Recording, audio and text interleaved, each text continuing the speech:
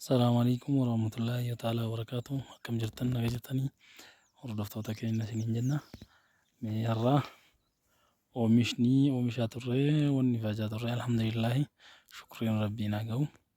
Amma nutti dhiyaateera na fakkaate. Mee turtii keessan waan xaarree bu'aarra ga'uuf deemaarraa yoo rabbiin nuun ga'e mee nu wajjin turaa isiniin jedha.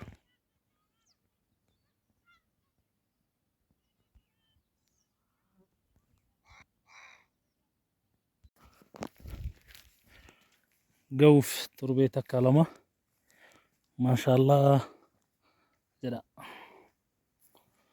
namatti tola.